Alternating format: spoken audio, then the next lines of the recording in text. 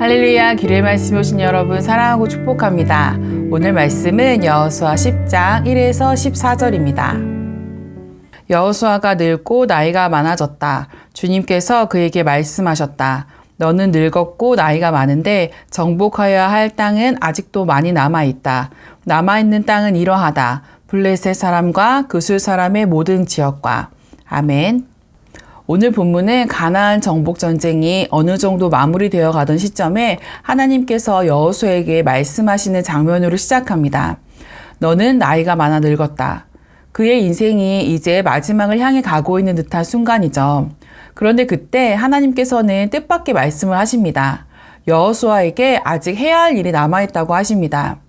이미 긴 여정이 끝났다고 생각할 만한 시점이었지만 하나님은 그에게 땅을 분배하는 새로운 사명을 맡기십니다. 여호수아는 가나안에 들어오던 그날부터 정복을 완성하는 것이 자신의 마지막 역할이라고 생각했을 수 있습니다.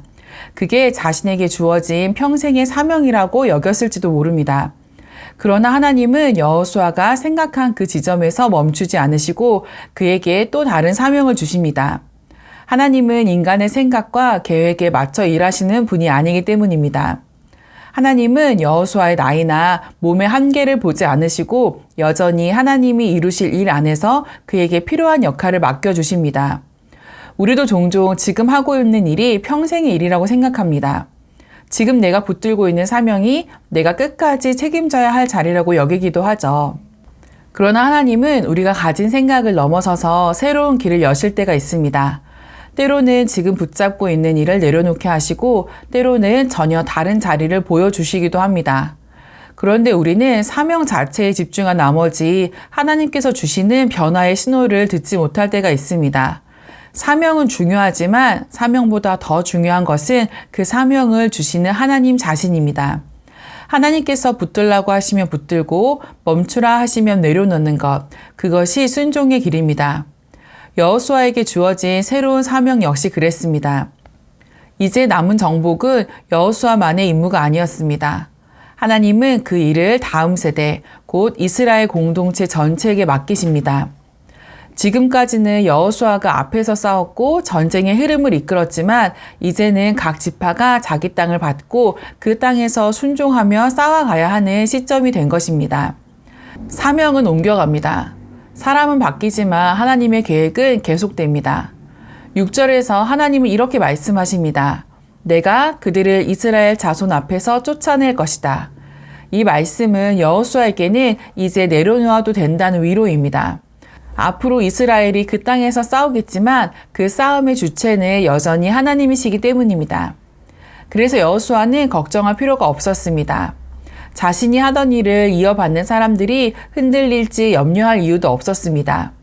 그리고 이 말씀은 이스라엘에게는 또 다른 의미를 가집니다. 그 땅을 차지해야 하는 책임이 자신들에게 주어졌지만 두려워할 필요가 없다는 뜻입니다. 지금까지 여호수아를 통해 승리를 주셨던 그 하나님이 앞으로도 동일하게 일하신다는 약속이기 때문입니다. 하나님은 여호수아에게나 이스라엘에게 같은 메시지를 주십니다. 사명은 너희가 감당하지만 그 사명을 이루는 힘은 내가 주겠다는 것입니다. 그러니 두려워하지 말고 맡긴 자리를 지키라. 나는 나의 일을 멈추지 않을 것이다 라고 말씀하십니다. 사랑하는 여러분, 사명은 이렇게 하나님에게서 시작되고 하나님에게서 완성됩니다. 우리는 그 과정에서 잠시 맡겨진 자리의 청지기일 뿐입니다. 내 사명이 다른 사람보다 커 보이지 않아도 괜찮습니다.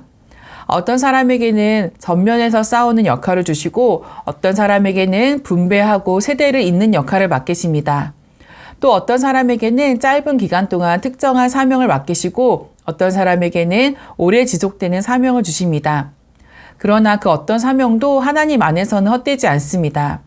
하나님의 일은 사람을 통해 시작되고 또 다른 사람에게 이어지고 결국 하나님께서 직접 완성하십니다. 그렇게 우리는 비교할 필요가 없습니다. 조급해할 이유도 없습니다. 하나님이 맡기신 자리를 담대하게 지켜가면 됩니다. 때로는 하나님이 주시는 변화가 두렵게 느껴질 때도 있습니다. 오랫동안 붙든 일을 내려놓아야 할 때, 새로운 일을 다시 시작해야 할 때, 내 나이나 상황이 그걸 감당할 수 있을까 불안할 수 있습니다. 그러나 하나님은 오늘 우리에게도 동일하게 말씀하십니다. 내가 이룰 테니 너는 염려하지 말고 내가 맡긴 일을 감당해라. 내가 길을 열고 내가 앞서가고 내가 책임질 것이다. 여호수아는 나이가 많았지만 하나님이 주시는 사명을 기쁨으로 받아들였습니다. 스스로 자신의 역할을 정하지 않았고 하나님이 정하신 흐름 속에 자신을 내어드렸습니다. 그리고 하나님께서 일하신다는 신뢰로 분배의 사명을 끝까지 감당했습니다. 이스라엘도 하나님이 앞서 가신다는 약속을 붙들고 새로운 싸움을 향해 나아갔습니다. 오늘 우리도 그 길 위에 서 있습니다. 사명은 하나님께서 우리에게 맡기시는 것이고 그 사명의 결과는 하나님께서 책임지십니다. 사명은 변할 수 있지만 하나님은 변하지 않으시며 그분의 일을 계속됩니다. 우리는 그저 하나님이 맡기신 자리에서 순종하며 하나님이 앞서 가심을 믿으며 나아가기만 하면 됩니다. 우리 기류의 가족 모두가 하나님이 주신 사명을 붙들고 하나님이 완성하실 일에 우리의 마음을 두는 삶을 사시기를 축복합니다. 오늘도 승리하세요.